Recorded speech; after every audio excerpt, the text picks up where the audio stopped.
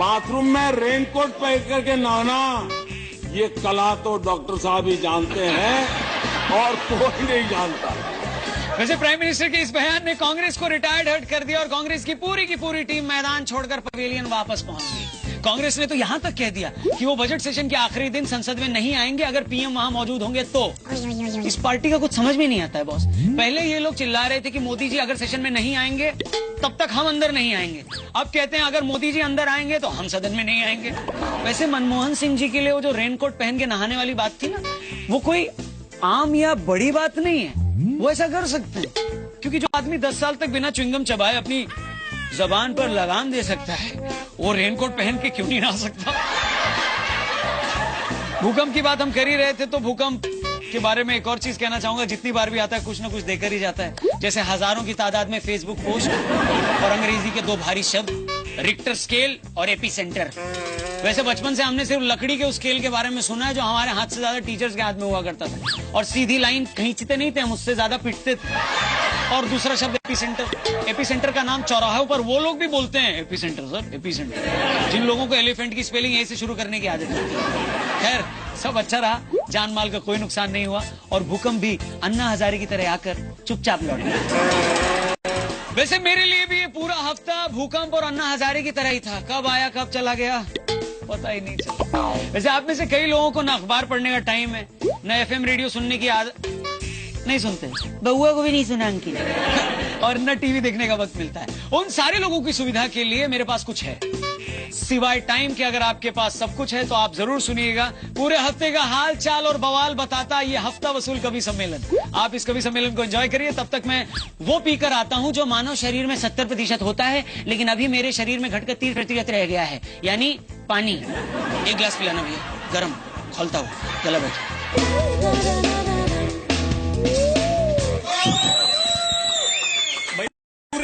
हाल चाल और बवाल समेटे हुए ये कवि सम्मेलन आपके सामने प्रस्तुत करते हैं।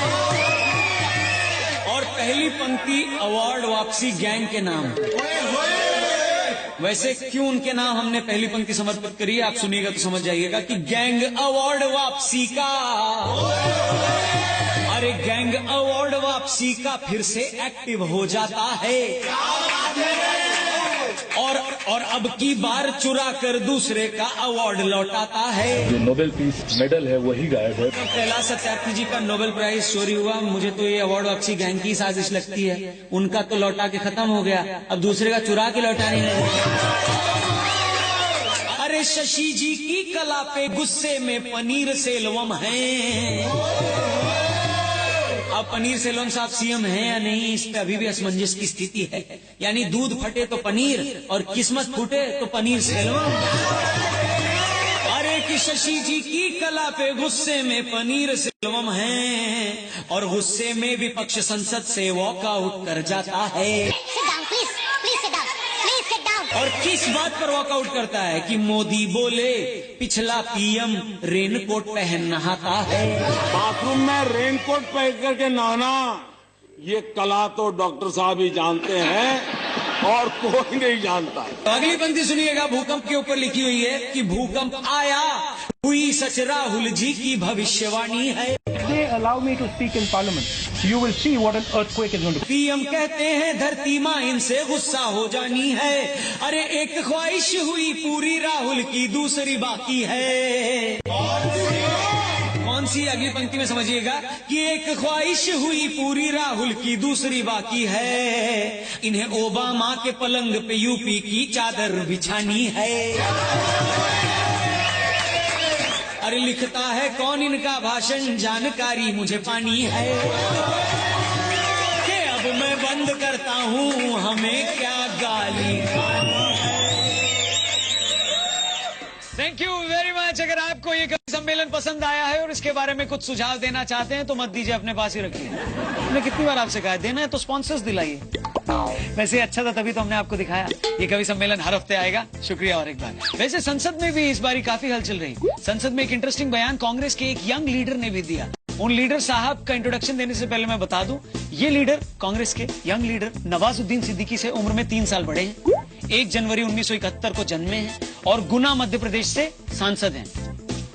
रौनक, तुम सीधा ज्योतिरादित्य सिंधिया की बात नहीं कर सकते थे? और ये क्या जरूरत थी उनको नवाजुद्दीन सिद्दीकी से कनेक्ट करने की? एक सेकंड, ये किसका शो है? मेरा। तो किससे कनेक्ट करना है कौन डिसाइड करेगा? मैं डिसाइड करूंगा। क्या बात कर रहे हो यार? अब क्यों मार रहे हो भाई? अच्छी शक्ल भी जाएगी। वैसे ये टेडी भी बड़ा अच्छा है मेरे लिए गिफ्ट। पर मैं बात ज्योतिरादित्य सिंधिया की कर रहा था, मैं डाइवर्ट नहीं होने वाला। उन्होंने पीएम की नोटबंदी के आइडिया को कोल्ड ड्रिंक के एक एड से चुराया गया आइडिया बताया। सुनिए ये पहले। कि कोल्ड ड्रिंक का पुराना ऐड था कि आज कुछ तूफान कर, और इसी कोल्ड ड्रिंक के ऐड में हीरो ये कहता है कि आज कुछ तूफानी करते हैं। तो सिंधिया साहब ने कहा तूफानी करते हैं, इसलिए मोदी जी ने भी कुछ तूफानी कर दिया। मतलब आपका कहना है कि मोदी जी ने सलमान खान से सिर्फ पतंग उड़ानी नहीं सीखी। वैसे अगर किसी ऐड की पंचलाइन से प्रभावित होकर सरकारें निर्णय लेती हैं और पार्टियां करती हैं कुछ, तो फिर तो मैं आपको और भी कनेक्शन बता सकता हूं। सिंधिया साहब के जितने फैंस हैं ध्यान से सुनिएगा। यूपीए ने जब 2G स्पेक्ट्रम घोटाला किया तो उसे उस क्रीम के ऐड से प्रभावित होकर उठाया जिसमें कहा गया है कि छू लो आसमान। इसके अलावा आदर्श सोसाइटी घोटाला पेंट के उस ऐड की उस लाइन से प्रेरित है जिसमें हर घर कुछ कहता है। बीजेपी 168 दागियों को अपनी पार्टी में टिकट दे चुकी है। तो क्या वो इस टाइम से प्रभावित है कि दाग अच्छे हैं? इसके अलावा कांग्रेस में रहते हुए बीजेपी की सपोर्ट में आए एनडी तिवारी की पूरी जिंदगी समाजवादी पार्टी की इस टैगलाइन से प्रेरित है, काम बोलता है। जैसे कांग्रेस ने सपा से दोबारा गठबंधन कर लिया है। क्या राहुल गांधी जी भी उस डिटर्जेंट के ऐड को देखकर प्रभावित हो गए जिसमें एंड में वो कहते हैं कि पहले इस्तेमाल करें फिर विश्वास करें? और इसके अलावा मनमोहन सिंह जी पूरे 10 साल तक क्यों चुप रहे? क्या वो उस च्युइंगम की ऐड से प्रभावित हैं जिसके ऊपर कहते हैं कि जबान पर रखे लगाम? और सुरेश कलमाड़ी जी कॉमनवेल्थ घोटाले को उन्होंने क्यों किया, इसका जवाब क्या मिंट की उस गोली की ऐड में छिपा है कि दोबारा मत पूछना? वैसे इससे हुई और एक बड़ी खबर की तरफ मैं आप लोगों का ध्यान केंद्रित करना चाहता हूं और वो खबर बताने से पहले एक सलाह देना चाहता हूं। अगर आपके घर में कोई अवार्ड या अवार्ड्स रखे हैं तो आप अपने घर की बत्ती जला के सोइएगा, भले वो अवार्ड छोटा क्यों ना हो। स्कूल में कविता गाने के लिए मिली हुई एक यूज एंड थ्रो पेन ही क्यों ना हो, है तो वो अवार्ड ही। वैसे हम सावधानी और अवार्ड की बात इसलिए कर रहे हैं क्योंकि सत्यार्थी जी का नोबेल प्राइज का रेप्लिका चोरी हो गया। पता नहीं किस कलमुहे ने चोरी किया। वैसे कैलाश जी जिन्हें बचपन बचाओ आंदोलन के बाद खूब शाबाशी मिली और उसी में किए गए उनके कमाल के काम के लिए उन्हें नोबेल प्राइज भी मिला। वैसे जिस तरह पहले रविंद्रनाथ टैगोर और फिर कैलाश सत्यार्थी जी के नोबेल पर चोरों की नजर है, समय की मांग है कि कैलाश जी खुद एक नोबेल बचाओ आंदोलन भी शुरू कर दे प्लीज। और अगर खबरों को प्रोस्पेक्ट में रखें तो आपको यह भी मालूम चलेगा कि कैलाश जी को जिस साल नोबेल पीस प्राइज मिला था उसी साल उन्हीं के साथ पाकिस्तान की मलाला जी को भी नोबेल प्राइज मिला था, वो भी पीस के लिए। एक सेकेंड, चिकन की पीस के लिए नहीं, कुकरी शो में नहीं गई थी वो, शांति वाला पीस, I mean, शांति के लिए नोबेल मिला था। वैसे आप इक्वेशन समझ रहे हैं ना, ये दो लोगों को पीस प्राइज मिला एक साथ और ये दोनों उन दो देशों से आते हैं जो पिछले 70 सालों से आपस में लड़ रहे हैं। और इन 70 सालों में हमें क्या क्या मिला? हम दोनों देशों को 65, 71 करगिल, संसद पर अटैक, 26/11 ताज पर अटैक और 2 नोबेल पीस प्राइज।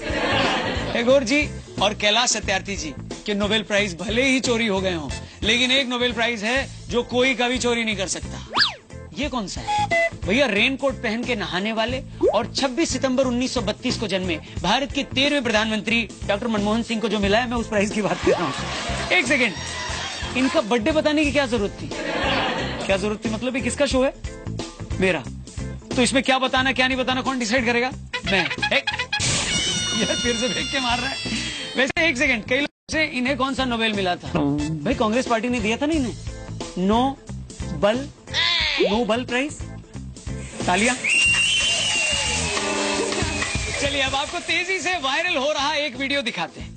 इसे देखने के बाद आप बिल्कुल तय नहीं कर पाएंगे कि ये एक डॉगी यानी कुत्ते का दर्दनाक वीडियो है या किसी आदमी का दर्दनाक वीडियो। इसमें दिखाए गए विजुअल्स आपको विचलित भी कर सकते हैं, लेकिन ये भी हो सकता है कि अंत में, इस वीडियो के अंत में आपके फेफड़े हंसते हंसते सोफे पर आकर गिर पड़े, इसलिए उन्हें संभालिएगा।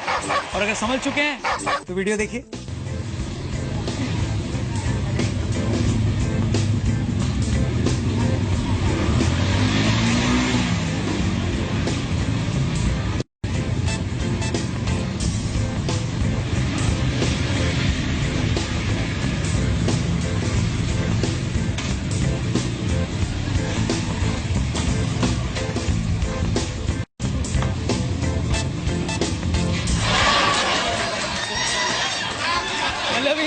कुत्ते को कोने में सॉरी कुत्ता नहीं कहूंगा, कई संस्थाएं कुत्ता बोलने पे केस कर देती हैं।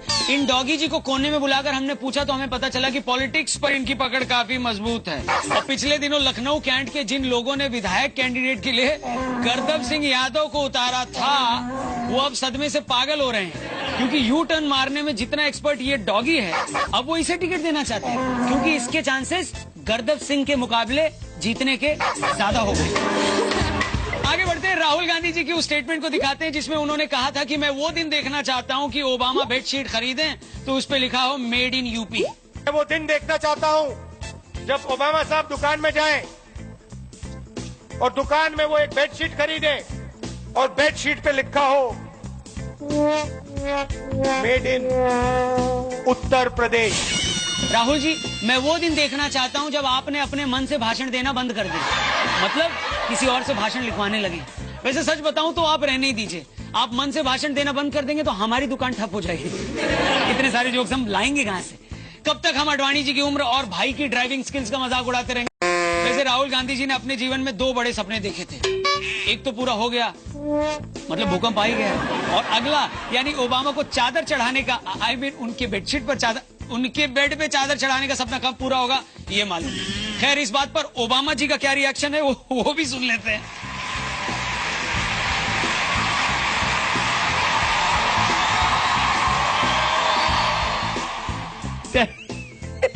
टैलेंट तो है राहुल जी में, क्या बात है। इतने पावरफुल आदमी के आंसू निकलवा देना छोटी बात है। चुप करा दिया खुद ओबामा को अपनी स्पीच से। वैसे जिस तरह ओबामा जी राहुल जी के बात पे अपने आंसू पोंछ रहे ना, मेरे को लगता है राहुल जी ने बेडशीट की नहीं, आंसू पोंछने के लिए मेड इन यूपी रुमाल की जरूरत दे रखी है। इसके अलावा राहुल जी धाकड़ रैलियों पे रैलियां कर रहे हैं। एक रैली उन्होंने पिछले दिनों कानपुर में भी करी थी। आप तो जानते हैं भगवान का दिया सब कुछ है भाई के पास, सबका भाई नहीं हूँ, कंडीशन सप्लाई, बस टाइम नहीं है मेरे पास, इसलिए मैं वहां जा नहीं पाया और अपने स्टूडियो से ही खड़े खड़े राहुल जी से कुछ सवाल करें। वैसे राहुल जी तो आई मीन हम तो खुद हमारे सवाल नहीं सुनते, पर राहुल जी अच्छे आदमी हैं, उन्होंने हमारे सारे सवालों के अच्छे अच्छे जवाब दिए। अगर आपको यकीन नहीं होता तो देखिए हमारे इस एक्सक्लूसिव सेगमेंट में। नाम क्या है इसका? राहुल जी पिछले हफ्ते मुलाकात हुई थी, फिर से मुलाकात हो रही है। माइक थोड़ा ऐसे लेके बात करिएगा, आवाज सही है, ऐसे। परफेक्ट। मैं कह रहा था फाइनली भूकंप आ गया। वैसे आप कहाँ रह गए? थोड़ी सी मेरी देरी हो गई। कोई बात नहीं। मंच पे कौन कौन है मैं वही देख रहा था। चुनाव का समय है और 2 युवा एक साथ खड़े हैं। हाँ। युवा 43 के अखिलेश हैं, 46 के आप हैं। आप लोगों को सच में लगता है कि आप लोग युवा हैं? थोड़ा अटपटा नहीं है? आपको थोड़ा सा कष्ट हुआ होगा। कष्ट तो बिल्कुल होगा ना मालिक, कष्ट क्यों नहीं होगा? मैं बहुआ हूँ, मुझे गाली दे दो चल जाएगा, लेकिन झूठ बर्दाश्त नहीं है राहुल जी, मैं कह दे रहा हूँ आपसे। सच हो झूठ हो कोई फर्क नहीं पड़ता। अच्छा, झूठ से फर्क नहीं पड़ता तो मैं यही खत्म करता हूँ, मेरे को बात नहीं करनी। इसके लिए मैं आपसे शुरुआत में माफी मांगना चाहता हूँ। क्या बोला आपने? मैं माफी मांगना चाहता हूँ। चलिए माफ किया। पिछली बार तो आपने गंगा जमुना के लिए भी सॉरी नहीं बोला था। वैसे इतनी रैलियां, इतने भाषण, इतनी सारी बातें, आपको मोटिवेट कौन सी चीज करती राहुल जी? नरेंद्र मोदी जी, उनकी सोच। अच्छा एक बात बताइए, बात क्या बताइए? आप भी पूछिए ना, कुछ पूछ रहे थे आप मुझसे। अच्छा बताओ, 15 लाख रुपए आपको मिले? 15 लाख? आप बताइए अपनी जेब दिखा के, आपको मिले या नहीं? आप मुझसे क्यों पूछ रहे? सर ये जेब कहाँ गई आपकी? वो गायब हो गई। वैसे एक हट के सवाल पूछूं मैं आपको पॉलिटिक्स से। आपको ABCD याद है क्या? ABCD मतलब अगर पूरा ना आने तो PPE ABCDF GHY नहीं, GHI।